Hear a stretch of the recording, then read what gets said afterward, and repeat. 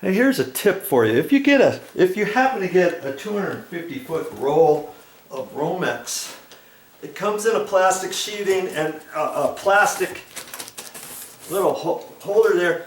Don't pull the whole thing off, because then your wire is all going to get discombobulated every time you want to use the wire. Okay, so all I do is cut the plastic off on one side.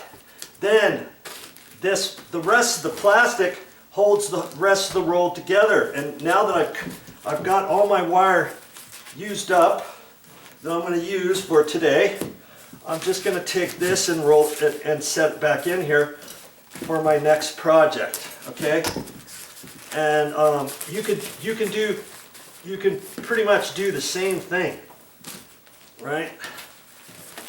I could have been a little bit more careful rolling it, but I'm gonna need some more wire here. When I get done with this one ceiling fan, I'm gonna have to do the same thing in another one. But you see, it's all set up, ready to go for my next project. Okay, remember that. Now, here's another quick tip for you. The only thing I had for a drop is an old crummy towel, and I thought, hey, no biggie, all I have to do is cut a hole here, that's all. I'm just gonna have a little bit of sheetrock mess right here. It'll be fine. I don't need a drop for the white carpet and stuff. But as you saw, I had all kinds of stuff down on the ground, the insulation stuff floating down. And if you got insulation up there and you're trying to fish through there, you want to make sure your air conditioner's off, your windows are closed, that kind of stuff, because you don't want your air filtering in here, moving all around, because all the little bits of dust and particles of the insulation are flying down, and then they can go all throughout this room.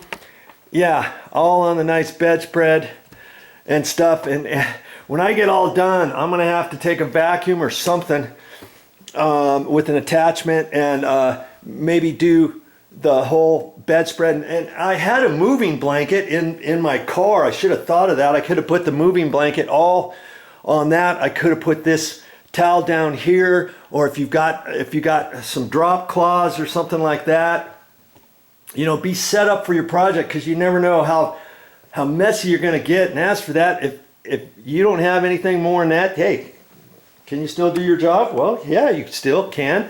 But I just vacuumed up again. I vacuumed up twice now. I've got my vacuum ready. I vacuumed all that stuff up because I don't want it to get all over the place.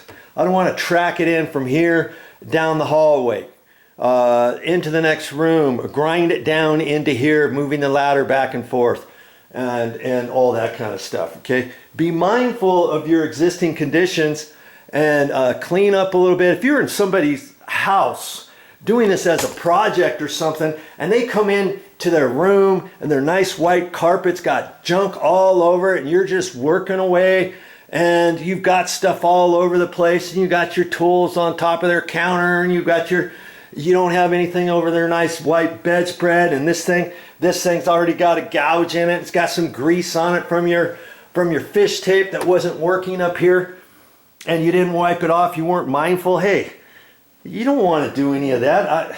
You know, act as though you're doing it for yourself. But even if you are doing it for yourself in your own house, just be mindful of certain things, okay? It'll make you become more aware for your next project, and your next project, and your next project. Repetition, repetition, repetition.